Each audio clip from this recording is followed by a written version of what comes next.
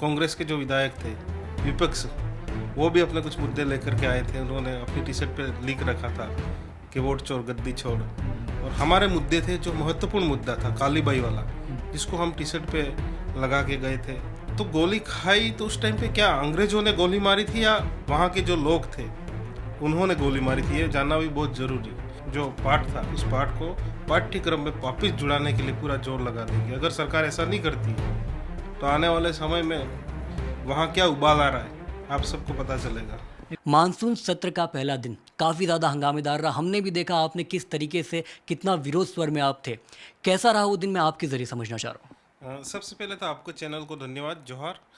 सत्र का जो पहला दिन था, ये दिन वास्तव में जैसे कि आप कह रहे हो हंगामेदार रहा, तो वाकई ऐसा था। और विधानसभा का जो सत्र है पहला दिन तकरीबन 12 बजे तक चला, 1 घंटा चला, उसके बाद स्थगित कर दिया।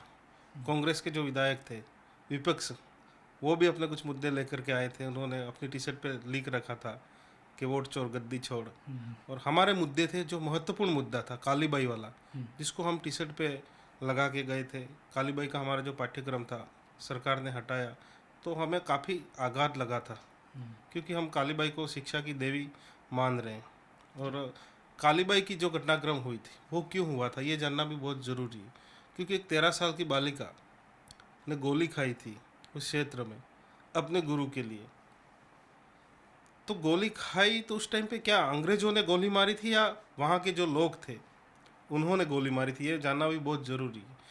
कि हमें ये पढ़ाया जाता है कि अंग्रेजों ने गोली मारी, पर सच्चाई ये थी कि अंग्रेजों ने गोली नहीं मारी थी। वहाँ के जो लोग थे उनकी कहने पर, क्योंकि वो तरफदारी करते थे अंग्रेजों की, और वही लोग थे जिन्होंने गोली मारी थी।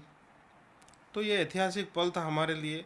एक छोटी सी बालिका जिनका अपन अगर देखते हैं तो पूरे देश में शिक्षा के लिए अगर किसी ने जान गंवाई या बलिदान दिया है तो शिक्षा की देवी कालीबाई थी। और हम पूरे जोर तरीके से अब की बार इस जो पाठ था उस पाठ को पाठ्यक्रम में वापस जुड़ाने के लिए पूरा जोर लगा देंगे। अगर सरकार ऐसा नहीं करती है तो आने वाले समय में वहाँ क्या उबाल आ रहा है आप सबको पता चलेगा।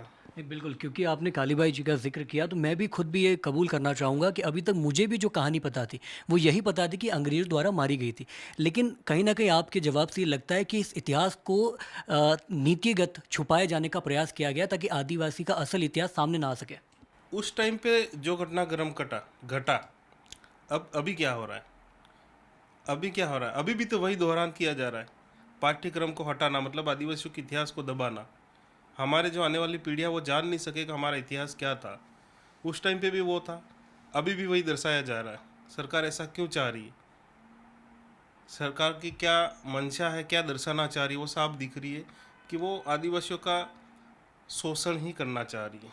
और सबसे बड़ी बात तो ये है कि सरकार की जो नज़र है वो नज़र आदिवासियों की ज़मीन पे। मैं तो मेरा हर स्टेटमेंट में होगा कि सरकार की नीतियाँ और पॉलिसियाँ यदि बनती है तो आदिवासियों की ज़मीन को छीनने के लिए ही बनती है। और आपको पता है सुप्रीम कोर्ट ने भी एक जजमेंट दिया था कि इस देश का मालिक आदिवासी है। तो हम मालिक, इस भूमि के मालिक ही हैं आदिवासी लोग। तो इस भूमि को छीना कैसे जाए, इस पॉलिसी भले राज्य सरकार हो या केंद्र सरकार हो, पॉलिसियाँ आए दिन बनती रहती है और कुछ न कुछ हमारे जो पुरखे थे उनके इतिहास को दबाया जा रहा है। आपने वोट चोरी का भी जिक्र किया, किस तरीके से विपक्ष लगातार प्रमुख रहा इस मांगोल के। क्या आपको वाकई में लगता है कि वोट चोरी जैसा कुछ वाकया हुआ होगा या सिर्फ विपक्ष एक मुद्दा भुनाने का प्रयास कर रहा है? नहीं नहीं, ऐसा कुछ नहीं। मैं मानता हूँ यहाँ पे वोट चोरी होती है।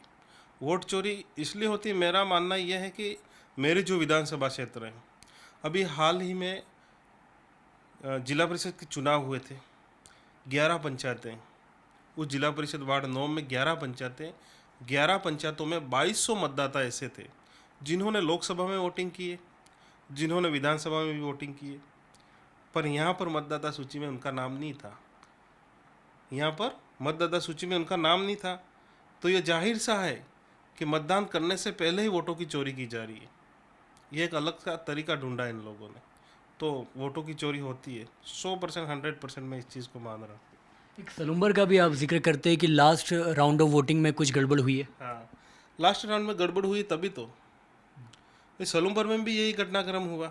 जैसे कि अपन मान लेते कि वहाँ पर जो लोग बैठे थे वहाँ पे मतलब कई सारे जो प्रत्याशी तो उन्होंने आवेदन किया होगा, जिस दिन गणना हो रही थी उस दिन हो सकता है निर्दलीय है, या फिर दूसरे अन्य विधायक जिनको कम कम वोट मिले, उनके जो वोट काउंटिंग होते हैं तो वहाँ से चुरा के वहाँ डाले होंगे, मुझे श्योर पता है। तो इस आधार पे सलूमपुर की सीट इन लोगों ने जीती।